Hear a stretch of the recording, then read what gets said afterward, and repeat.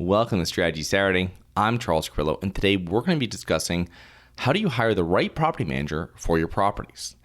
Have you always wanted to invest in real estate but didn't have the time, didn't know where to find the deals, couldn't get the funding, and didn't want tenants calling you? Since 2006, I've been buying income-producing properties in great locations that provide us with consistent passive income while we wait for appreciation in the future and take advantage of tax laws while we're waiting. And unlike your financial advisor, we invest alongside our investors in every property we purchase. Check out investwithharborside.com. If you like the idea of investing in real estate, if you like the idea of passive income, partner with us at investwithharborside.com. That's investwithharborside.com. The property manager is the most important person in your real estate business. They are managing your asset and they are managing your clients, your tenants, on a daily basis, which is usually more difficult than managing the property itself. There is not one type of property manager for all properties. It takes a specific manager to handle specific properties and specific tenants. So what is their area of expertise? I always suggest speaking to landlords with similar properties and ask for property management referrals. This is where I have found the best managers. Don't start searching the internet for property managers. You are most likely going to find realtors who manage condos for out-of-state owners, not what you want when you own a 15-unit building. So before we start, let me tell you what I want to see and hear when speaking to a property manager. Number one, I got their information from a trusted local landlord. 2, they currently manage property in my city, specifically within a half mile to 1 mile of where my properties are located.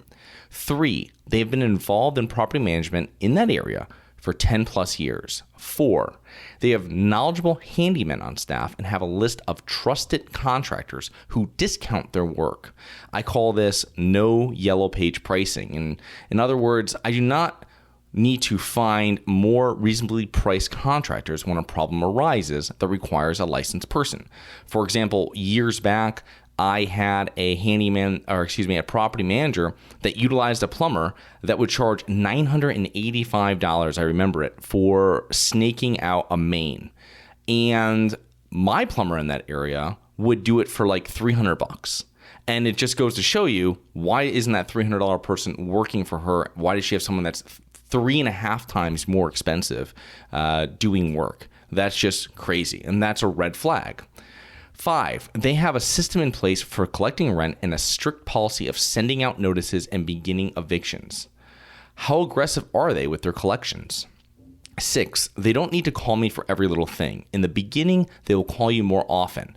But if there is a problem, don't call me. Have me suggest a solution. This is your job. I've had this happen before and those managers were gone. 7, they're able to control expenses. Don't send out a $100 per hour electrician for changing some light fixtures. Call your handyman and have the work taken care of. When interviewing managers, get a price list of what it will cost for different services that they are providing. If they're handling snow, mowing, janitorial services, what will this cost per property? And how often are they doing that? You have some people in smaller properties, they might just sweep the hallways and clean hallways once a month. They might have it done twice a month. You'll know because you've owned the property most likely how long and how dirty it gets. And you can tell them, this is how often we want it done and what's the price for that. Now, fees. Fees are important. We are here to make money. So what is your percentage fee? What do you charge on new rentals? What do you charge on lease renewals? How much per hour do you charge for handymen? Is it the same price during the day as it is after hours, weekends? What about junk fees? I hate junk fees.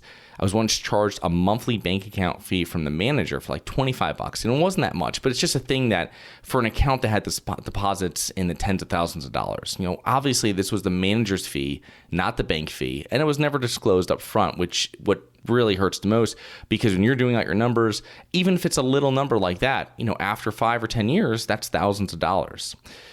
Integrity is another point that is very important, but you really don't know about this until you start managing your property.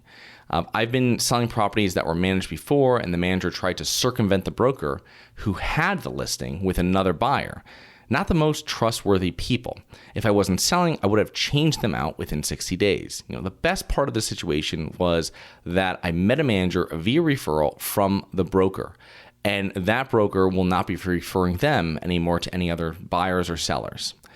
It is always preferred that the manager is depositing funds into your property bank account, not theirs. They can be a signer as well, and they'll have to be when writing checks out, but it should be your account that you have like online access to and everything like that, and you're getting all the alerts. You know exactly what's happening. And obviously at the end of the month too, you can move your money out of there or move additional money out of there, and even keep your reserves in accounts that are just owned by yourself. You have to watch all expenses and read all reports. You need to regularly log into bank accounts and set up alerts for every deposit and for every debit. You can trust, but you need to verify. Lastly, be prepared to put people in line when you feel something is going the wrong way. If you're not happy and you feel the properties are not being managed properly, say something and set up a meeting with them. Make sure you're not overreacting. I would think that for a little bit before reaching out and saying anything. So if something happens, think about it, maybe speak to your partner or someone else or a mentor, and then explain the problem to them and then see what they would do. Or just let yourself cool down a little bit if there's a big bill or they should have called you. Think about it before you react and before you talk to them. No one is going to manage your properties like you will, and that's very important to understand going into this business. It is the truth, and if you want to build a real estate portfolio, it is something that you just need to accept, or you can build your own property management team, but I don't recommend this unless you have like 100 plus units in one area. So I hope you enjoyed. Please remember to rate, review, subscribe, submit comments and potential show topics at globalinvestorspodcast.com. Look forward to 2 more episodes next week. See you then.